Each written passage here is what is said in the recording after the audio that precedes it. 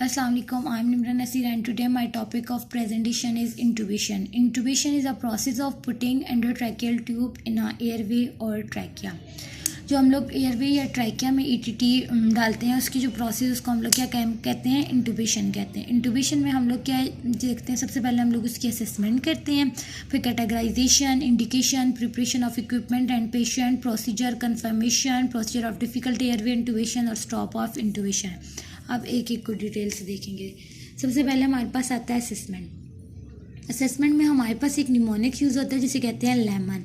L से look, ई से valuate, 332 rule, M से मालम पट्टी ग्रेडिंग, ओ से ओबेसिटी और एन से नेक मूवमेंट।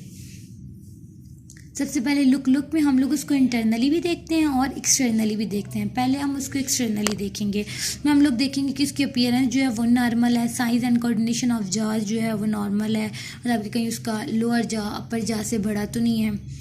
अगर ऐसा हो कि लोअर जा जो वो अपर जा से बड़ा हो और उसके बाहर की तरफ हो तो इसके लिए वजह से हमारे पास इंटूबेशन जो होती है वो डिफ़िकल्ट हो जाती है। फिर हम लोग normal structure of mouth check करते हैं और इंजरी देखते हैं कि उसकी कोई इंजरी वगैरह तो नहीं है। फिर इंटरनली हम लोग जो देखते हैं क्या चीज़ें देखते हैं कि कोई trauma, secretion, foreign body obstruction, loose and protruded teeth, size of tongue और पिलर, ये सब चेक करते हैं कि मतलब उसके टंग का साइज नॉर्मल है या आगे हम इसको पढ़ेंगे भी। इसके अलावा हमारे पास जो है बाकी उसके टीथ वगैरह सब जो हैं वो ठीक है, कोई ट्रॉमा या सिक्रेशन नहीं हुई। अगर कोई ऐसा ट्रॉमा हुआ हो या कुछ हो, इंजरी हो, तो इसकी वजह से हमारे पास जो इंटूबेशन होती है वो डिफ़िकल्ट हो जाती है। अगला हमारे पास क्या एवेल्यूएट 332 रूल्स। इसमें हम लोग 3 चीज़ें चेक करते हैं। सबसे पहले हम देखते हैं माउथ ओपनिंग। जिसकी माउथ ओपनिंग हो वो हमारे पास 3 फिंगर होनी चाहिए। जो distance from tip of mentum हो वो भी 3 फिंगर होना चाहिए, लेकिन डिस्टेंस जो थायरोमेंटल डिस्टेंस है वो 2 फिंगर होना चाहिए। थायरोमेंटल डिस्टेंस हमारे पास क्या है, डिस्टेंस बिटवीन थायरॉयड और मेंटम, इसका जो डिस्टेंस होता है वो हमारे पास कितना होना चाहिए, 2 फिंगर्स।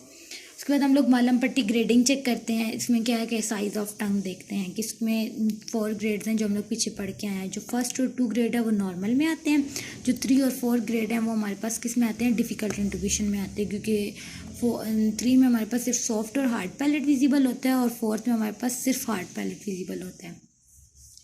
इसके अलावा हमारे पास आता है ओबेसिटी। ओबेसिटी में हम लोग क्या काम करते हैं, सरकमफेरेंस ऑफ नेक चेक करते हैं। नॉर्मली हमारे पास जो नेक का सरकमफेरेंस होता है वो 16 से 20 होता है, लेकिन जो हमारे पास ओबेस पेशेंट होते हैं उनमें हमारे पास मोर देन 20 होता है, जिसकी वजह से हमारे पास इंटूबेशन जो होती है वो डिफ़िकल्ट हो जाती है।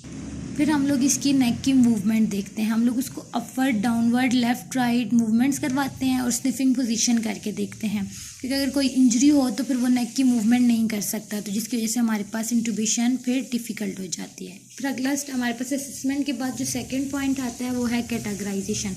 कैटेगराइजेशन में हम लोग 2 चीज़ें देखते हैं, एक डिफ़िकल्ट एयरवे और एक नॉर्मल एयरवे। हम लोग ये सारी असेसमेंट करते हैं। अगर इसमें हमारे पास असेसमेंट में कोई सिक्रेशन, ट्रॉमा, इंजरी कुछ भी हो तो इसकी वजह से हमारे पास जो की एयरवे फिर डिफ़िकल्ट हो जाएगी। फॉर एग्जांपल अगर एक पेशेंट है वो नॉर्मल है, उसका सब कुछ नॉर्मल है, लेकिन उसकी कोई असेसमेंट की एक भी चीज़, फॉर एग्जांपल उसकी जो है कि कोई इंजरी और वो नेक की मूवमेंट नहीं कर सकता, तो उसकी वो जो नॉर्मल होगी एयरवे वो चेंज हो जाएगी डिफ़िकल्ट में, सिर्फ एक चीज़ की वजह से। अब अगला हमारे पास इसमें आता है इंडिकेशन, कैटेगराइजेशन के बाद कि इंटूबेशन हम लोग कब कब करते हैं। सबसे पहले तो हमारे पास जब हमारे पास कंप्रोमाइज रेस्पिरेटरी एफर्ट्स हों तब करते हैं, और ये कंप्रोमाइज रेस्पिरेटरी एफर्ट्स हमारे पास किस वजह से हो, या तो ट्रॉमा टू ऑर्गन हो या फिर मसल पैरालिसिस हो, एनेस्थीसिया और एनी अदर मेडिकल या सर्जिकल इशू की वजह से हमारे पास मसल पैरालिसिस हो। फिर हम लोग के पास सेकेंडली क्या है कि अगर लो रेस्पिरेटरी रिजर्वायर्स हो, इसमें क्या है कि हमारे पास अगर जो फंक्शनल रेजिडुअल कैपेसिटी हो ना उसका एंड हो जाए। फंक्शनल रेजिडुअल कैपेसिटी हमारे पास वो कैपेसिटी होती है जो कि रिमेन इन द लंग रहती है आफ्टर नॉर्मल एक्सपायरेशन। इसकी एंड का तब हो सकता है जब हमारे पास प्रोलॉन्ग शॉक हो या long time between incident and rescue procedure हो। इनकी वजह से हमारे पास क्या होता है कि फंक्शनल रेजिडुअल कैपेसिटी का एंड हो जाता है। इसके अलावा unconscious patient, alive patient but with compromised airway effort, resuscitation, secretion, removal in unit, anaesthesia और मैकेनिकल वेंटिलेशन, इन सब में हम लोग इंटूबेशन जो है वो इंडिकेटेड है। अब अगला जो है वो है कॉन्ट्राइंडिकेशन। कॉन्ट्राइंडिकेशन कब होती है इंटूबेशन, डेथ पेशेंट में, कर्स्ड एयरवे या ब्लॉकेज ऑफ अपर एयरवे हो, इन कंडीशन में हमारे पास जो इंटूबेशन होती है वो कॉन्ट्राइंडिकेटेड होती है। उसके बाद जो नेक्स्ट स्टेप है उसमें हम लोग क्या करते हैं, preparation of equipment and patient. इसमें एक तो हम लोग इक्विपमेंट की प्रिपरेशन करेंगे और सेकेंडली पेशेंट की। तो हम लोग पेशेंट की असेसमेंट से पहले ही जो होते हैं सारे इक्विपमेंट जो होते हैं उनको प्रिपेयर कर लेते हैं। जो भी इक्विपमेंट्स हमारे पास इंट्यूबेशन में यूज़ होते हैं, मतलब for example ETT, laryngoscope, stylet, bougies, carbon dioxide absorber, जितने भी हमें चाहिए उन सबको हम लोग पहले प्रिपेयर कर लेंगे। उसके बाद हमारे पास क्या, पेशेंट प्रिपरेशन में हम लोग सबसे पहले क्या करते हैं, sedated patient if there is no other any complication, relax muscle, pre oxygenation the patient to feel hypoxia. और इसकी फिर क्या, make position of patient supine position with sniff neck if there is no any complication.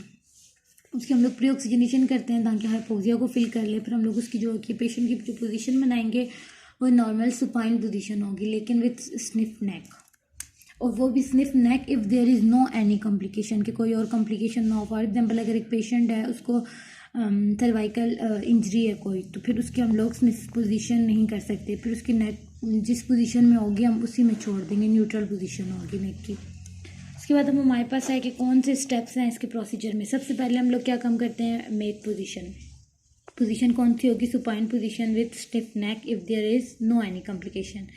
फिर उसके बाद हम लोग क्या करते हैं, अपने लेफ्ट हैंड में लैरिंजोस्कोप लेते हैं और जो है कि राइट हैंड की 3 फिंगर से इसके माउथ को ओपन करते हैं और इंसर्ट करते हैं लैरिंजोस्कोप को राइट टू लेफ्ट की तरफ ताकि कुल जो टंग हो वो कुल बी लिफ्टेड अप।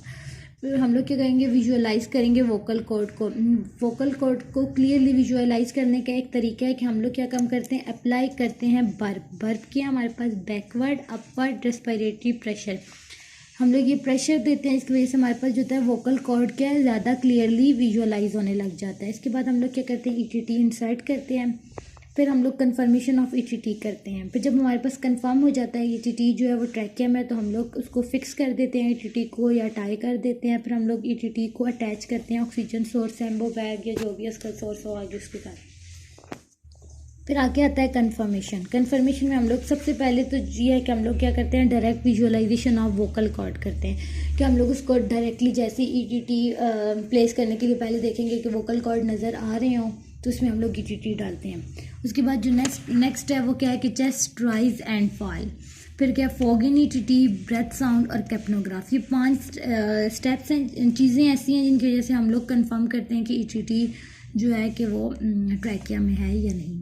फिर आगे हमारे पास अगर डिफ़िकल्ट इंट्यूबेशन हो तो हम क्या करते हैं, इसके लिए एक प्रोसेस है जिसको हम लोग कहते हैं RCI, रैपिड सीक्वेंस इंडक्शन। अगर हमारे पास इंट्यूबेशन डिफ़िकल्ट हो तो फिर हम लोग रैपिड सीक्वेंस इंडक्शन करते हैं। फिर लास्ट में हमारे पास जो आता है वो है स्टॉप ऑफ इंट्यूबेशन। इसमें हमारे पास सबसे पहले क्या है, confirmation of ETT placement to avoid interruption of CPR compression, severe upper airway obstruction due to airway damage, कि कब हम लोग जो इंट्यूबेशन को स्टॉप कर देते हैं। अगर हमारे पास एयरवे की ऑब्स्ट्रक्शन हुई हो तब हम लोग जो इंट्यूबेशन स्टॉप कर देते हैं, या पे हमारे पास CPR की कंप्रेशन मतलब CPR की कंप्रेशन में कोई भी इंटरप्शन आ जाए तो तब भी हम लोग इंट्यूबेशन को अवॉइड कर देते हैं।